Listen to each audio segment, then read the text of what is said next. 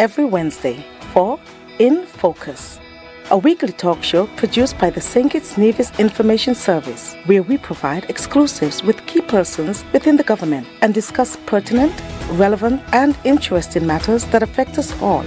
Tune in every Wednesday, live on ZIZ Radio and streamed live on Facebook at SKNIS Media and ZIZ Online. InFocus, your government, your business.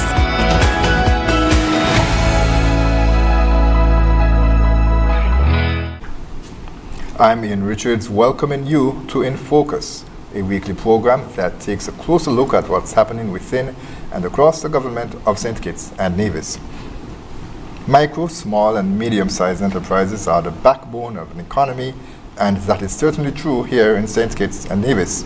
Now, many struggle to access the funding they need to grow and thrive. The question has always been asked, how do you close that gap? How do you equip entrepreneurs with the tools to truly become bankable? The Ministry of Small Business and Entrepreneurship, in partnership with the St. Kitts Nevis Anguilla National Bank Limited, developed the Building Bankable Businesses financial literacy program to help answer those questions. Now, with us today to share key information about the program are Delreen Taylor, Permanent Secretary within the Ministry of Small Business and Entrepreneurship, Alex Strawn, a facilitator within the Building Bankable Businesses program, and Elizabeth Lloyd, a graduate of the very first cohort in the very same program. Stay with us for InFocus as we explore the theme, bridging the gap between small businesses and finance.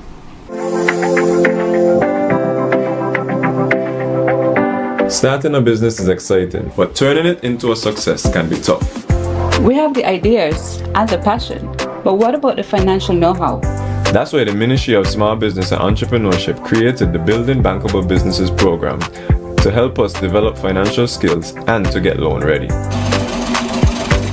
Wait, so you're saying this program can actually help me get a loan? Yes, it gives us the knowledge to strengthen our business and an alternative pathway to qualify for National Bank's small business loans. So you mean I won't just be walking into the bank hoping for the best? Of course not. You'll be prepared, confident, and know exactly what's required. Thanks to the Building Bankable Business Financial Literacy Program, I finally understand what my business needs to grow. Now I know how to plan, manage, and position myself for success. Take control of your business's future with the Building Bankable Businesses program. Opportunities like this don't come every day. Don't let it pass you by. Together, the Ministry of Small Business and Entrepreneurship and the St. Kitts Nevis Anguilla National Bank are your trusted partners in building bridges to financial solutions.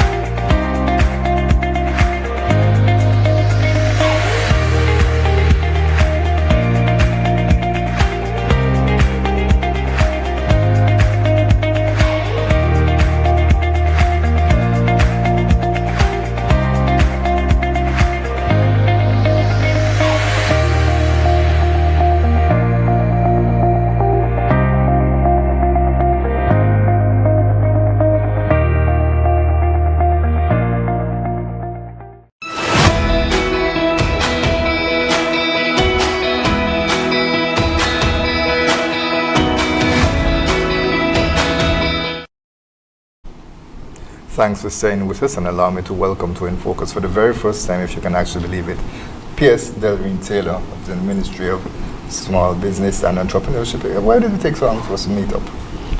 I think we would have met before. I can't remember the exact. On the show. Yes, on the show. We did InFocus. Yes, we were here sometime before. Okay, well, you're here today, and you have with you Mr. Alex Strawn and also Miss Elizabeth Lloyd, and as mentioned, you're all a part of the successful, I believe it was, Building Bankable Business program, and we want to talk a bit more about that and how persons can get involved. So let me speak with you, PS. Tell us a bit about the Building Bankable Business Financial Literacy program. What's that about? So this program is a flagship initiative within the ministry in collaboration with the St. Kitts Nevis and Gwilla National Bank. The core objective of this program is to equip MSMEs with the financial knowledge, tools, and most definitely the discipline that they need not only to be loan ready, but to be investment ready. And it goes beyond theory. It is a combination of training, mentorship, and practical business support that the businesses would need to be able to transform their business into bankable, sustainable businesses. You mentioned the term MSM, and we want to break that down, micro, small, and medium-sized enterprises. But if you could, just name some businesses that way that would apply, because there are some persons who may not know which category they fall into. So looking around town, if you could just mention a business and say they would fit into this category. Right. So most of our businesses in St. Kitts and Nevis are actual micro businesses, right? And there's a classification for our small businesses in St. Kitts and Nevis. They have to have less than 30 employees. Their annual assets turnover, annual sales have to be less than 1 million, and their total assets less than 2 million. So majority of the businesses within St. Kitts and Nevis, we have our very own Elizabeth here, who owns a gelato business on 4th Street, and she is classified as a small business. We have, right on the opposite side of 4th Street, we have that place that does bouquet arrangements and stuff like that. These are the businesses, the everyday businesses that you see that falls within this category. Would that also include the mom and pop shop? Definitely the mom and pop shop. Those persons who are the washer, cooker, chief, everything within the business. These are who we are actually talking about, these small businesses. And medium? We don't have so much medium businesses. Because as I said, most persons are operating as micro businesses, but those medium businesses that within maybe from 10 to 15 employees who just about scaling up their business a little bit from micro and have now expanded their businesses. Okay, so tell us a bit about the Building Bankable Business Financial Literacy Program. When did it start, and how many persons would have interacted and benefited from this program? So we actually officially launched this program last April 2025, and the first cohort began in July 2025. We had a number of interested entrepreneurs who signed up for the program, over about 20-something businesses who would have signed up for the program. However, based on the structure and the required documents, we lost some persons along the way, but the ministry still actively engaging those persons so that they can benefit from any future cohort. In October, the 30th of October, we would have graduated 10 successful businesses from the first cohort, and currently we have a great number of those businesses still actively engaged in monitoring and evaluation, mentorship. So this cohort is very promising. We consider it to be our pilot cohort. We want to definitely hear a lot more about the success of that program. But let me bring Mr. Strawn in now, and of course, Ms. Lloyd, both of you, of course, you would have participated in the first program, yourself as a facilitator. Mr. Lloyd, tell us a bit about your experience there and how the program is designed and how it works in your sense. Mr. Strawn or myself? Either one. Okay. Because of course I want to get the opinion, the perspective of both of you. Okay. You're as a participant, yes, and of course Mr. Strawn as a facilitator. Okay, so you wanted to know about the program and my experience with the program. I had a really good experience is not even close. It not only met my expectations, but it met the expectation. It exceeded the expectations. But I want you to be clear. I'm not speaking just on behalf of myself. I met with all my cohorts, my colleagues, prior to this meeting, and I said, hey, I'm going to be here. Give me some feedback. What was your experience? And across the board, we had a good time, not only taking the class and learning from Mr. Strawn, but we received a wealth of information. And because that information that we we've received, not just from Mr. Strawn, but the ministry that helped us as well, we can see and we do believe that our business not only benefited, but we as individuals benefited from the program. And to me, the testament of any program, any cohort, any course is, if you had the opportunity to do it again, would you? And from 100% of my classmates, we would absolutely do it again. There's just so much learning that took place. I would really highly recommend, if you have the opportunity and the time, take part in the program. Mr. Strawn? Thank you so much for the question. And as Elizabeth was speaking and as Pierce was speaking, it caused some introspection and some reflection. First of all, the program, one size doesn't fit all.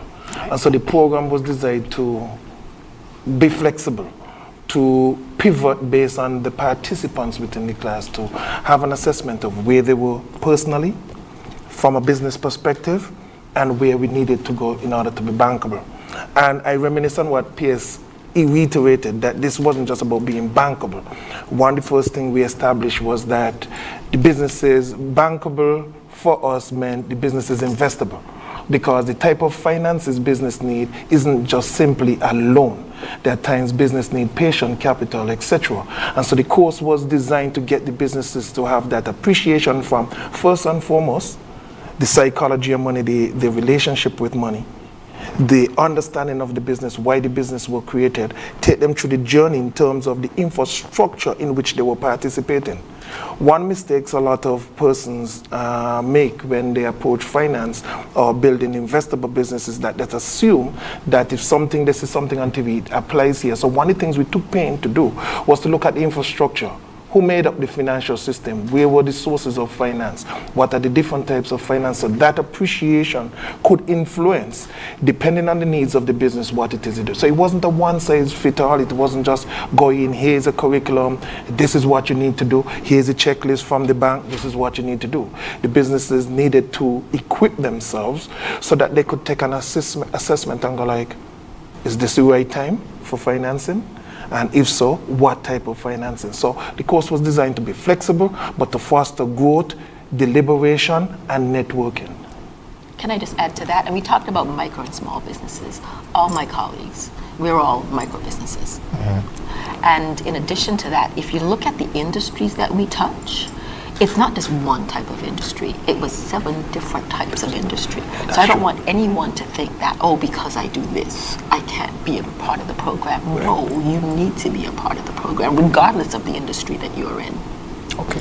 The term bankable, talk about that, Pierce, a bit, because, of course, there are some persons who hear that I may not understand. And Mr. Strawn delved into it a bit, but break down the term bankable. What exactly does that mean? A bankable business is one that demonstrates financial discipline, proper record keeping, and the ability to repay or manage financing.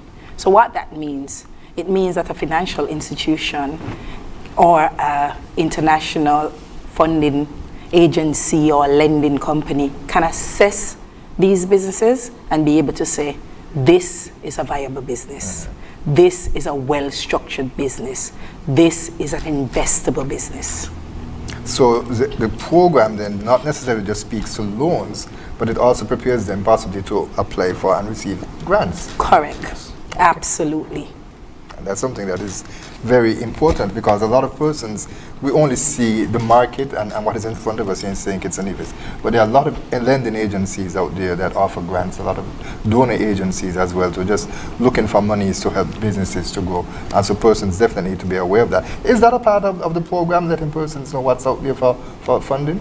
That's something that we would be looking at for future, but for now we are more focused on building that, preparing them to access financing through a financial institution. Mm-hmm. Regardless of if it's a financial institution, a grant agency, the requirements are basically similar or sometimes the same. They require the same, a business plan, a business model. They want to know if this business is actually a viable business.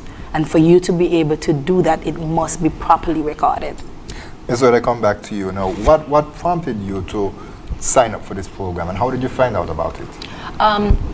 Prior to this program, I was going to a series of classes, courses that the small business were giving out. They were just letting the community attend, and I just happened to come across it, honest to God, one day. And because I had been through a series of other programs that dealt with financing and bookkeeping and accounting, I thought this was going to take me to the next level. Because as a small business, yes, it's good to maintain that day to day, but at some point you need to think about, how do I grow my business? And financing and the finances and the bookkeeping, that's an absolute part of growing that business. So that to me was my next step, and that's how I heard about it. And was there any sort of hesitation on your part? Did you consider, of course, as a small business person, you have to consider time. It's very important. Oh my gosh. How much of it you're able to dedicate to doing something other than running your business. Was there any hesitation? No, because they say ignorance is bliss. Yes, they told us that, okay, so the course, it's 3 days a week, and it was for 6 weeks. And it was Tuesday, Wednesday, Thursday from 6 to 8. And as a small business, you have to be willing to make certain sacrifices. You may start in the morning at 6 doing your job, but then you go to this and you go back to your job. So as a business owner, you have to be prepared for sacrifices. I think I was naive. And I am not saying this to stop anyone from taking part in the course. It's a lot of work. Like any small business, it's a lot of work, and you don't know how much work you have to do until you're actually in it as a small business. Same thing with the program. It was, you have to do the work. They gave you the tools, they gave you the reading, you had an assignment, and your assignments were pretty much based on your business. So you actually, as a business owner, and even as an individual, because there's 2 types of growth here, business and an individual, you actually had to do the work.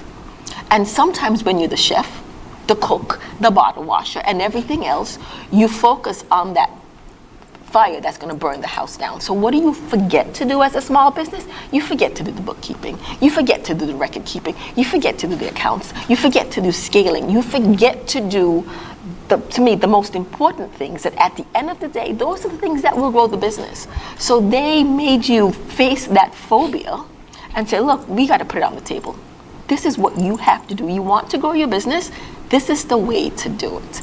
And for me, it was a lot of time, but it was worth it. It was truly time well spent. But you have to be prepared to do the work. There's no shortchanging yourself, because that's who you will be shortchanging.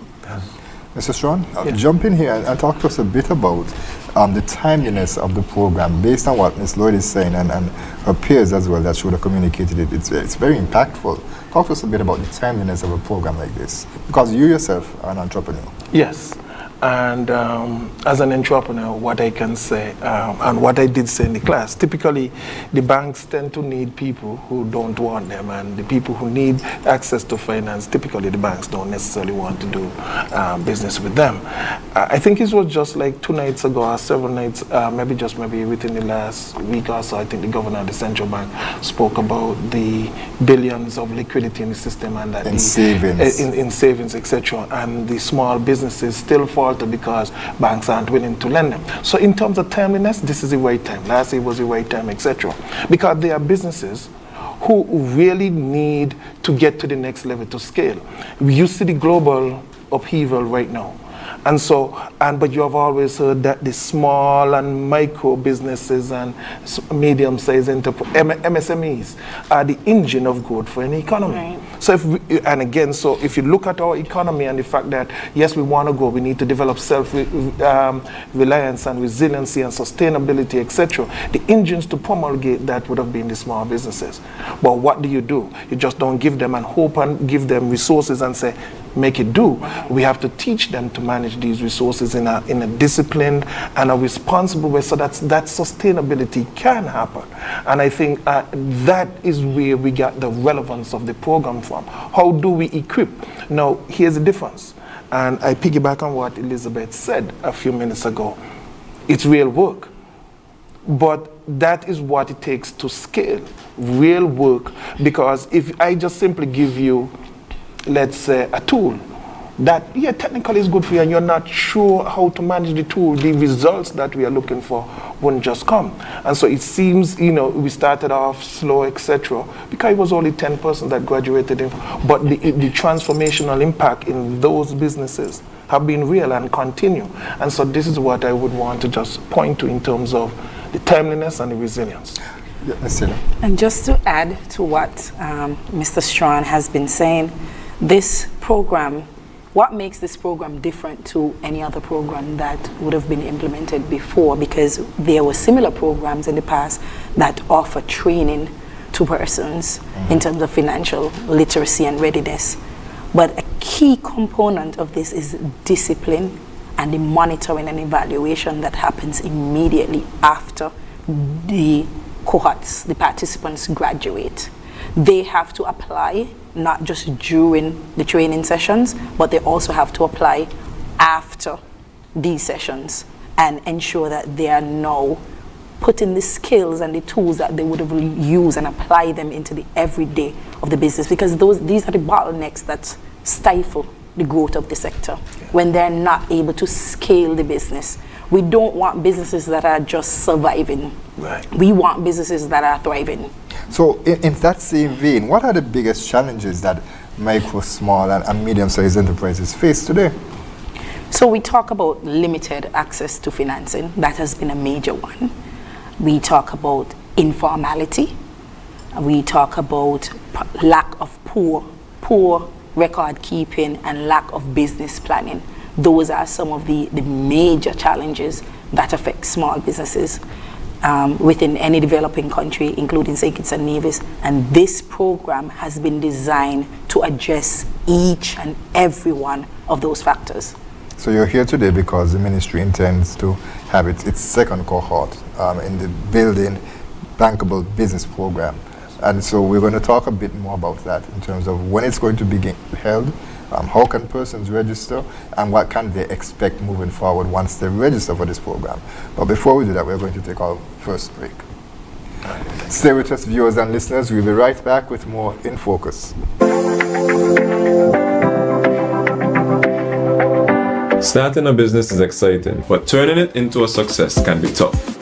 We have the ideas and the passion, but what about the financial know-how? That's why the Ministry of Small Business and Entrepreneurship created the Building Bankable Businesses program to help us develop financial skills and to get loan ready. Wait, so you're saying this program can actually help me get a loan?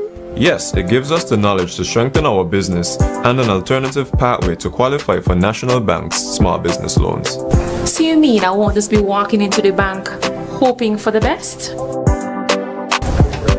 Of course not. You'll be prepared, confident, and know exactly what's required. Thanks to the Building Bankable Business Financial Literacy program, I finally understand what my business needs to grow. Now I know how to plan, manage, and position myself for success. Take control of your business's future with the Building Bankable Businesses program. Opportunities like this don't come every day. Don't let it pass you by. Together, the Ministry of Small Business and Entrepreneurship and the St. Kitts, Nevis and Gwilla National Bank are your trusted partners in building bridges to financial solutions.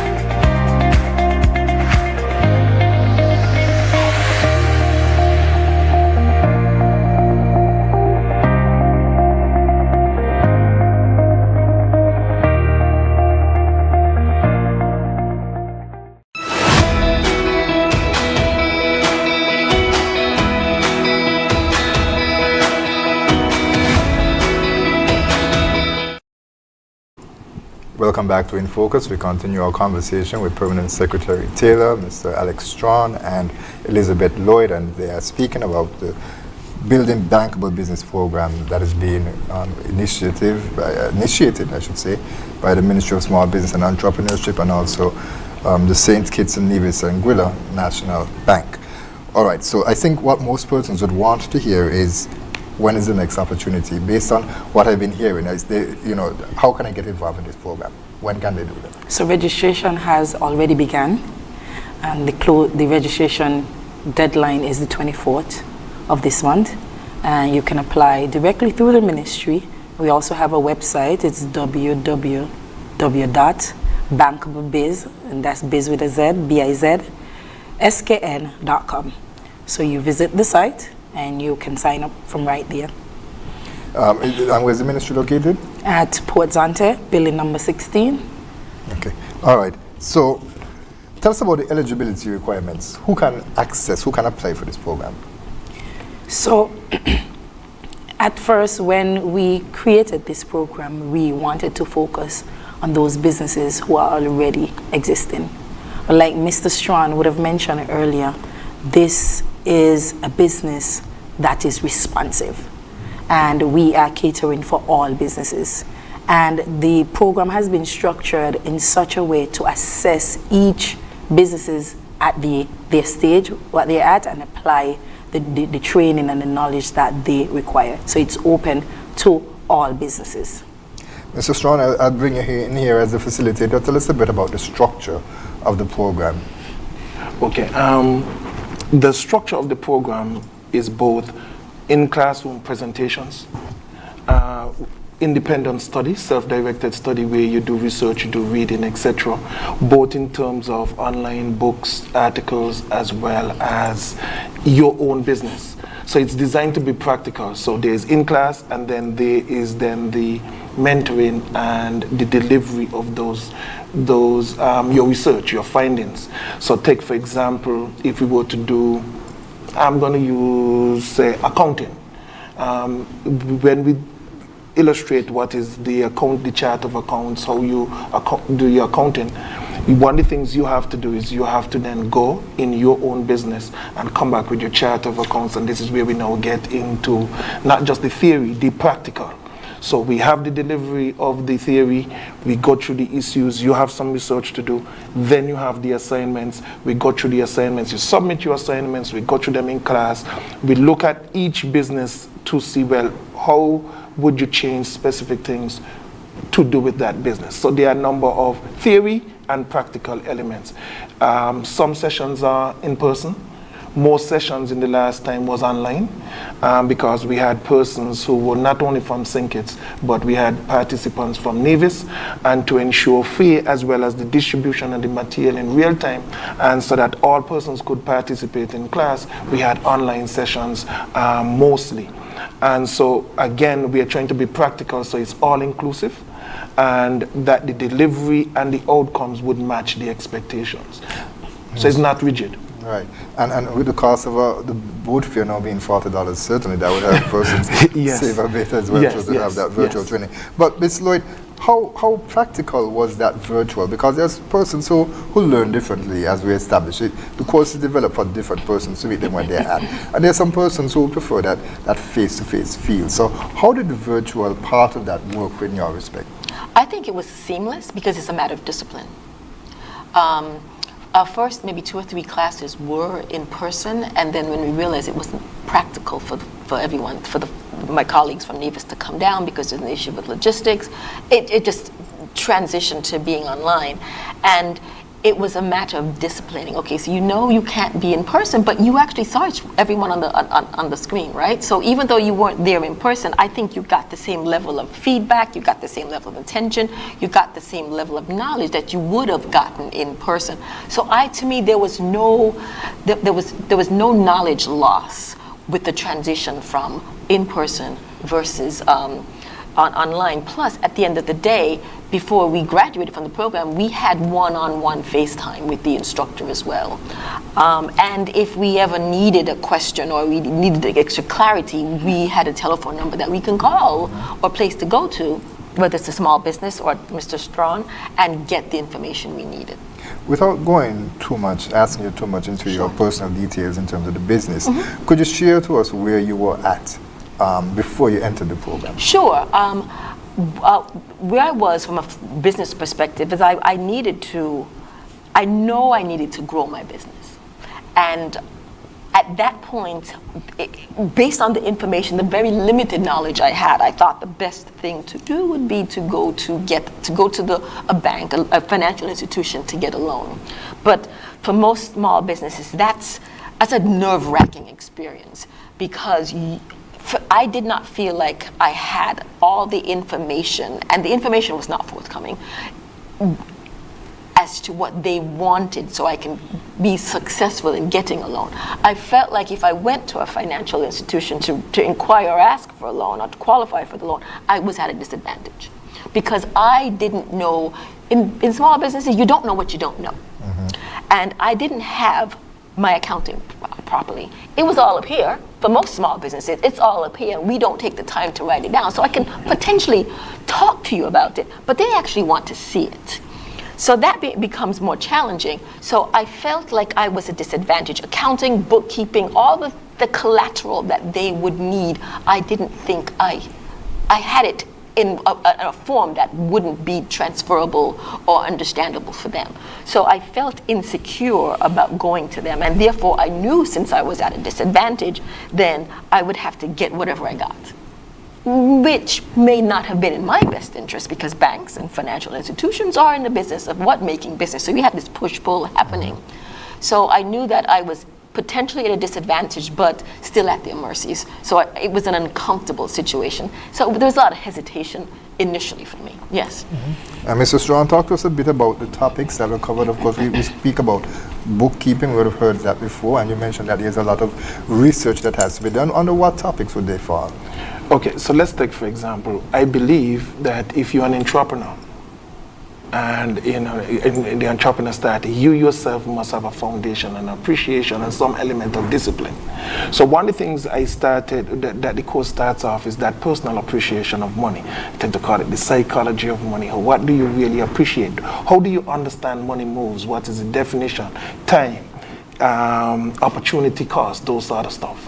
And then we get into the issues of ideation. Why do you exist as a business? Is it just because you want to make money and you're copying somebody else's business? How do we get into blue ocean thinking, that sort of stuff? And then whether you're responding to people's pain points and those sort of stuff. We get into the issue of what should you record keeping, which is fundamental. Many things, if it's not written down, it cannot be measured. Drive-through, what should you write down? It wasn't just about the finance.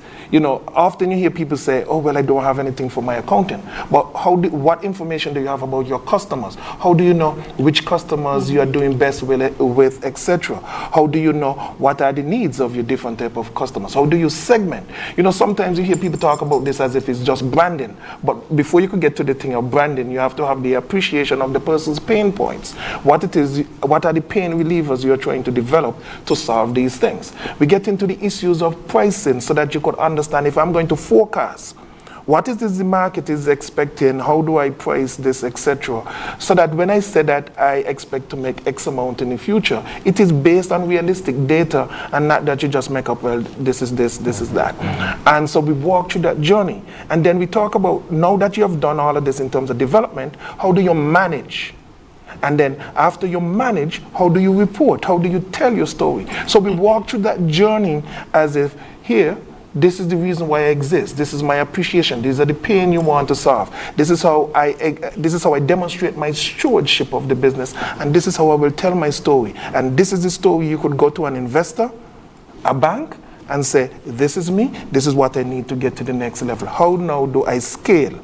And especially with the environment as it is, where it is changing, you may need to change suppliers. How do we network? How do we this? And so the course is designed to cover all these nuances so that a business, and I want to piggyback on what Elizabeth said, she could be confident within herself that she has the resources, including access to people, so that when she wants to make a decision, She has the data, and she has the resources that could help her decide, this is how we'll approach it, and this is what she can get.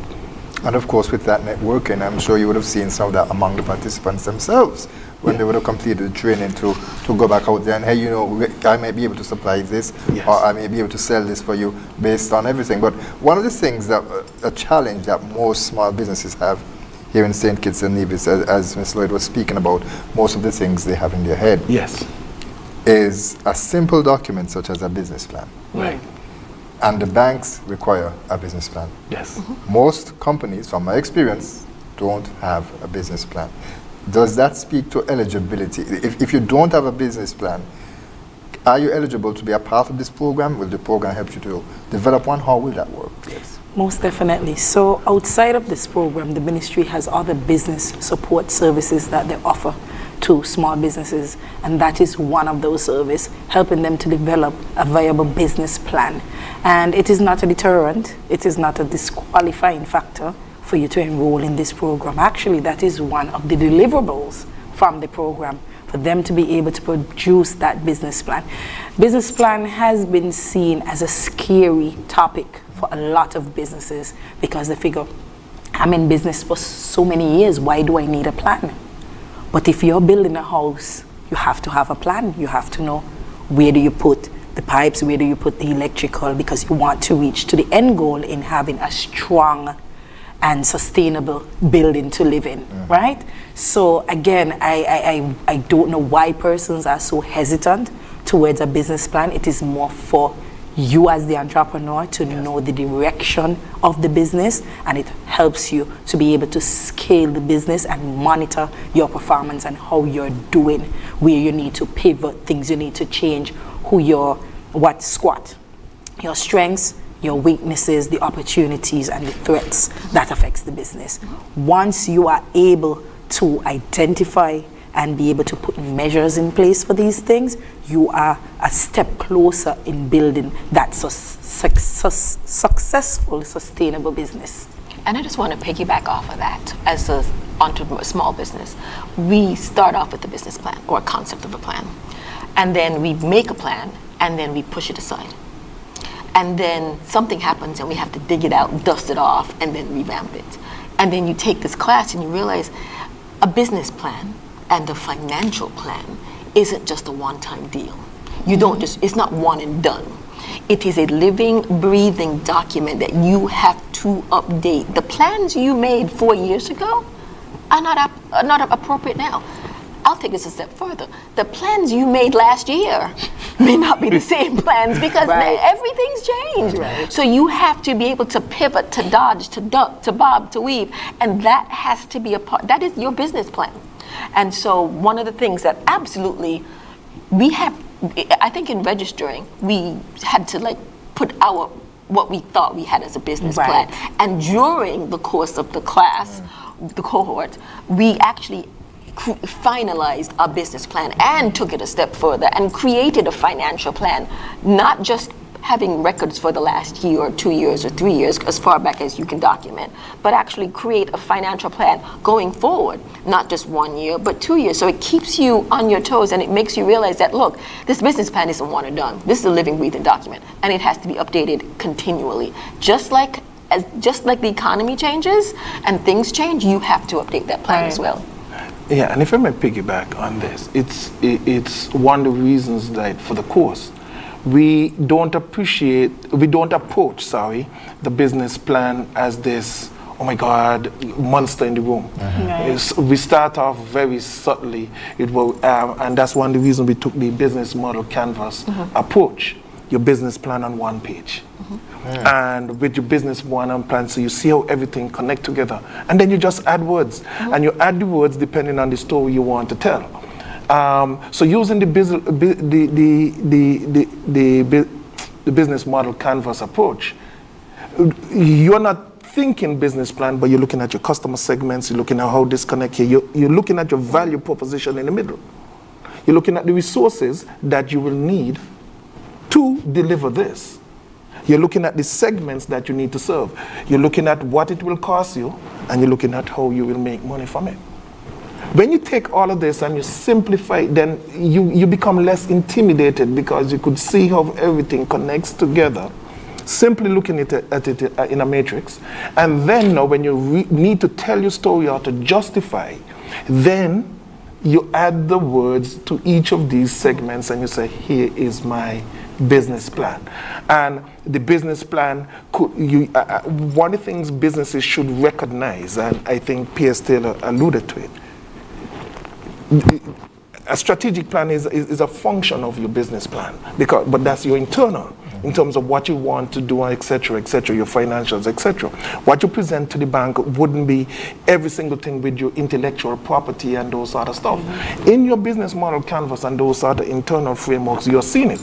But depending on the story you want to tell now, and what it is you're approaching for, you take those elements, you add the pros to it, and you say, this is the business plan. So it's important to understand that there's not just one type of business plan. You have for internal, you have for sharing with different persons, depending whether you're seeking finance, if you're seeking partnership, etc., because the questions would be different. But you must have that internal framework from which you could build anything out. And I think that is the fundamental thing that the course concentrates on, that you know what it is you're talking about, and then you could just add words. And P.S., you mentioned, of course, that the deadline is April 24th for registration. Someone may ask, with all of this that I'm getting, is there a cost to register? Absolutely not. This is actually a free course that we are offering because we want to see the sector develop much further. As mentioned earlier, small business are the backbone to any developing country. It speaks to our the employment, innovation, the economic growth, etc. And with the geopolitical conditions that are now affecting us that we have no control over, we have to be able to prepare our business to withstand some of these things that's going to be affecting us, not just now, but in the future. Now, the business environment, of course, and let's take a look at it at the last 10 years, of course, we would have seen a pandemic come. Correct. We would have seen the post-recovery after the pandemic, and now, of course, as persons are beginning to find their footing again, as you mentioned, the geopolitics, I think the cost of living is something that we all can experience already, and there are some persons who question why it is like that right now, because, say, for instance, the cost of oil at the pumps, it would have jumped, but there was no new shipment seemingly that came into the country.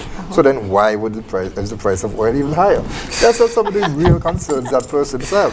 So is there changes in the program to reflect the changing nature of business and the environment that we exist in right now? Because of course, AI, again, the development of AI tremendously fast. It wasn't around. How are those things, how is the program being tweaked from last year to this year to make a fact to take into account the rapid development of the changing nature of business? So again, this is a very responsive program, and just coming out of the first cohort, we would have sat with all the participants and gained some information from them. We would have sat with the facilitator. We are also sitting with our other stakeholders that's involved and looking to see how we could continuously improve this program. We're looking to see how we could enhance the overall structure to include some of these factors. We're looking at improving the mentorship program and providing them with these skill sets so that they could be more responsive to some of these challenges that would affect them. Right, and we want to talk a bit more about that support that is being lent now in terms of mentorship as well too, because of course that's very important. It's not just you're being trained, you're not left on your own. There are persons there who will be there to help you, and so we're going to get into that a bit, but we're going to take our final break at this time. Stay with us, viewers and listeners. We'll be right back with more In Focus. If you haven't done it as yet, please do it today. Subscribe to our YouTube page at SKNIS Media for regular updates, live coverage, and even more information on your government. While you're at it, like, share, and interact with our Facebook and Instagram pages at SKNIS Media and SKNIS Info. What if your child's journey to wealth could begin with a single step? Through Aspire, every young citizen aged 5 to 18 receives 1,000 EC dollars, half in savings, half invested in their future. Financial education for life. Sign up today. Give your child a future of financial freedom. Don't wait for wealth to knock. Create it with Aspire.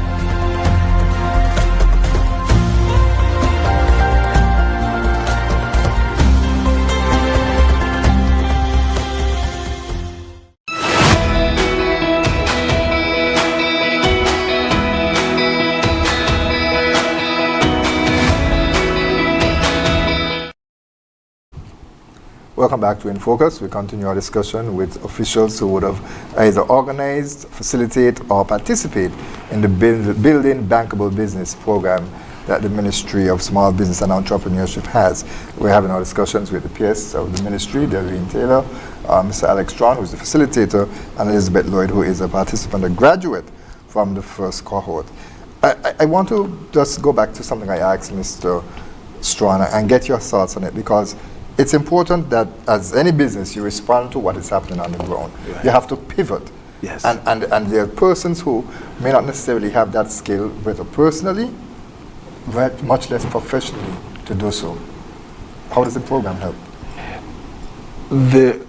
One of the things I really enjoyed about this program, and while the program would have been finished, PS would have mentioned the ongoing mentoring, etc. Well, the first cohort was finished. Well, sorry, thank you. While the first cohort was finished, the ongoing is, the mentorship is ongoing. Just yesterday we met with one of the participants from the first cohort, and even Sunday, I would have traveled over to Nevis to meet with another participant for the thing.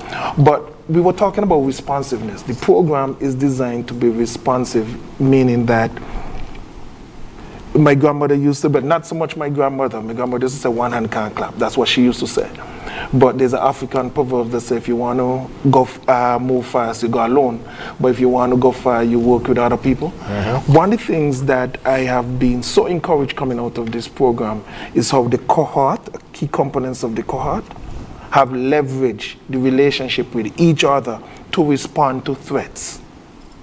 That has, if there were no other accolades or trophies, is the fact that key elements of this cohort have stayed together, meet regularly, and decide how are we going to respond to threats. Now, listen, I mean, that's the best testimonial that we could ask for. Mm-hmm. That businesses understand not just relying on the government, not just relying on the bank, but within themselves, how do they leverage each other to then respond to threats, to do things differently, etc. And this is, I think, is one of the best testimony of the program. PS, the mentorship program, how does that work? So it's a 12-month mentorship sessions that the participants would be afforded to. Mr. Strawn, again, our trusted and most experienced facilitator, is leading with those sessions. They have been going quite well, as he just alluded to. They have been meeting regularly, and they have even formed their own group. And talk about putting in skin in the game. They're now organizing where we're going to meet. And if there's a cost, they're covering that cost. If we need to provide additional resources, they're not looking to the ministry to provide those resources. They're now taking those responsibility upon themselves, which shows significant commitment on their behalf to the continuous development of themselves and their business beyond graduation, beyond the classroom.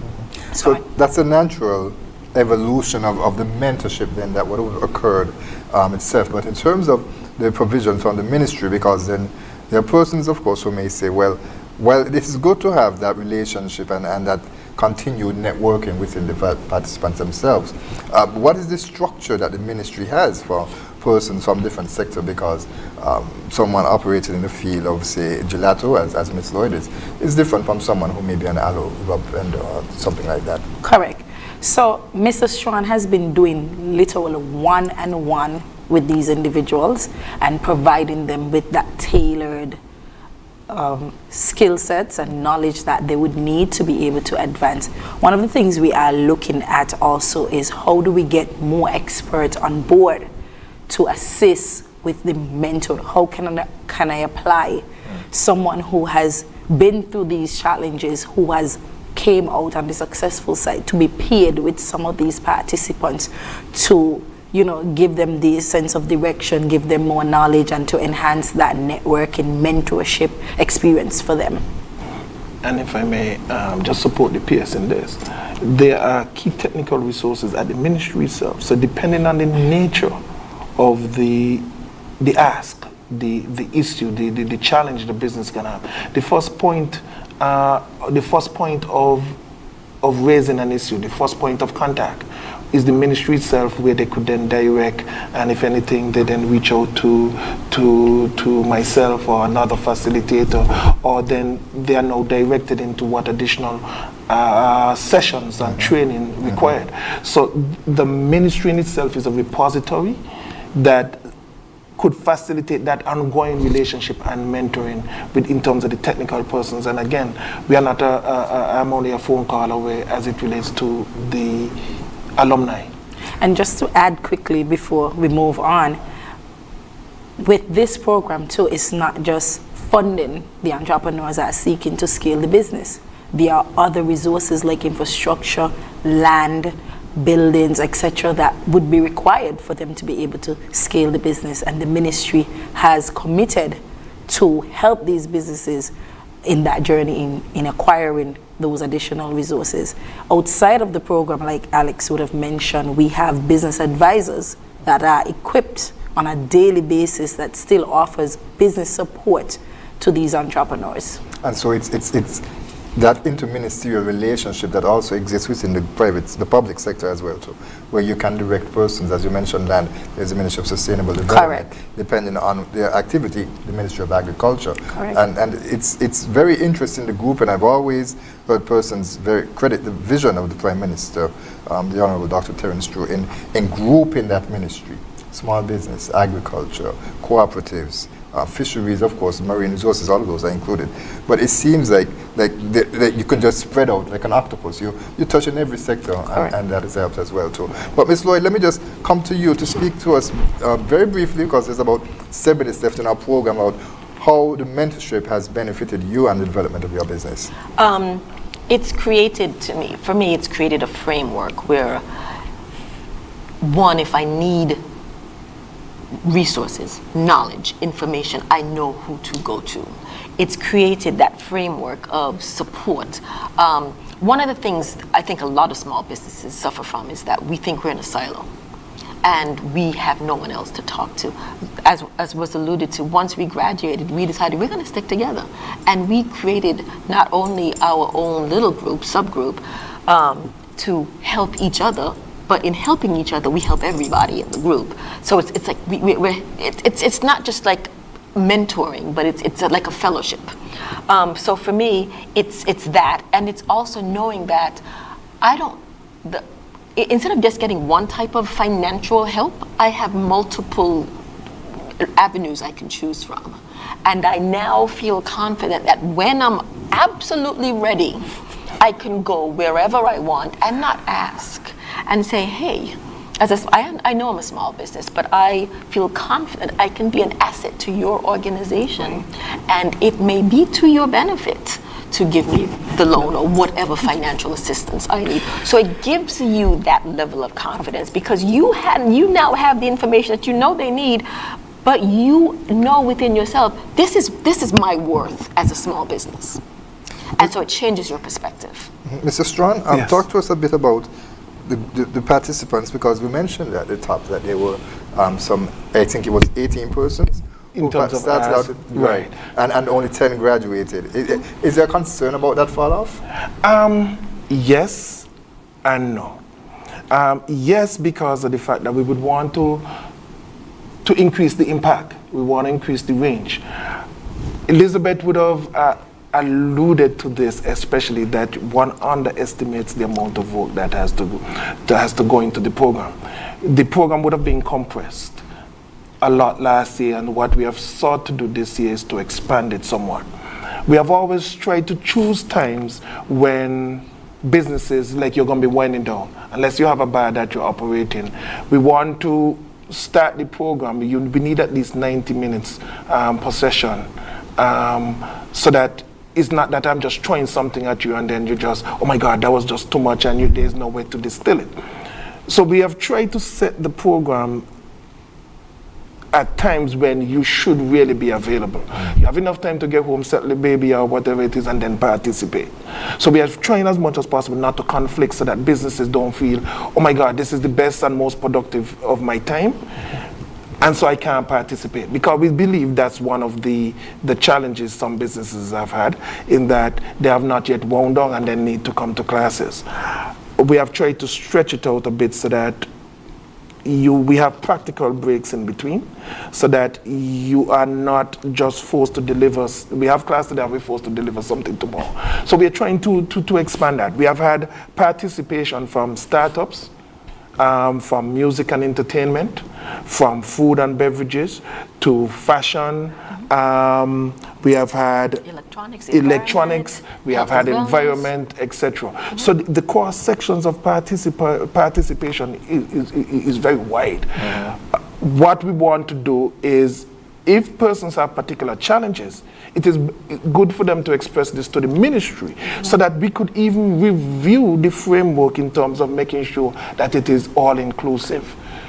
So yes, there were some concerns that, we had a lot of interest, and then that sort of petered off, and that we had some atrophy. But outright, we were happy with the output that came, and we continue to work to make sure we could still facilitate even more participation this year. Can I just add one more minute? I know we're short on time, and I'm not surprised with the drop-off, because I don't think people understood the level of involvement and the level of investment. It wasn't just about coming to class, it was about doing the reading and doing the heavy work for your business. And until you're ready for that, and I suggest everyone do it, then there's gonna be a little pushback. But it's worth it. It is absolutely worth it. Financial institutions that support this program, of course, we mentioned the St. Kitts Nevis and Gwilym National Bank. There are persons who, of course, can go to, they have to design the program so persons can go, they know what they need. Does that limit that I can access, or I have to go to the National Bank, or can I go to any financial institution after this program? Right, so you definitely can go to any financial institution. What we are doing is building bankable businesses, and not bankable for National Bank, bankable period. Right? However, they were one of our first stakeholders who happily came on board, and we are happy to be working with the St. Kitts Nevis and Gwilym National Bank. They have been very supportive of the program. When you have the managing director present at every meeting, that speaks volume to the level of commitment from the bank in terms of the development of the sector. All right. For a final question for each of you, and very briefly, because as mentioned, of course, we're running short on time, to someone listening to this program who still is not sure, Ms. Lloyd, we'll start with you, who are not sure if they should sign up for this program, which of course is free and can be done before April 24th. Why should I? Why should you? Do you want to grow your business? Are you comfortable where you are? Is there potential for growth? Where do you see yourself 3-4 years from now as a business? Where do you see yourself a year from now? And a lot of us, we don't have the tools to get us from where we are to where we want to be. And to me, this program bridges that. At some point, you're going to need to, if your goal is growth, you're going to need to get finances, get a resource. And this program gives you the tools to get that resource, to get you from where you are to where you want to be. I would, once again, I think I've said it before, make the time to invest not only in your business, but in you as well. And this program will allow you that. Mr. Strong? Basically, the program gives you the ability to design, implement, improve, and scale. And so for any business, this is what you want. You have an idea, you need to get it done. The program is designed specifically to get you from out of your head to scaling and to scaling. Yes, just like my colleague said, if you are serious about growing your business, this opportunity is yours for taking. It's not just about training, It's about transforming your business into a well-structured, investable business. This is your time now. Apply for the program if you want your business to be able to grow. We're not just trying to develop small businesses, we want small, big businesses. And of course, we can learn more at the Facebook page, and also, as you mentioned, visiting the ministry down at Port Zante, building number 16. Yes. You mentioned it was, and of course, as you mentioned, there's Facebook page, Small Business Development Center, where you can get more information on that. Pierce Taylor, Mr. Strawn, and of course, Ms. Lloyd. So, thank you so much for joining us on our program. It was a good discussion. Thank you for having us Thank as you for well. having us. Thank you. We'd like to thank you, viewers and listeners, for joining us for this edition of InFocus. We trust that you will join us next week at the same place at the same time. Remember, it's InFocus. We discuss your government, your business. I'm Ian Richards. Join us every Wednesday for InFocus, a weekly talk show produced by the St. Kitts Nevis Information Service, where we provide exclusives with key persons within the government and discuss pertinent, relevant, and interesting matters that affect us all. Tune in every Wednesday, live on ZIZ Radio and streamed live on Facebook at SKNIS Media and ZIZ Online. InFocus, your government, your business.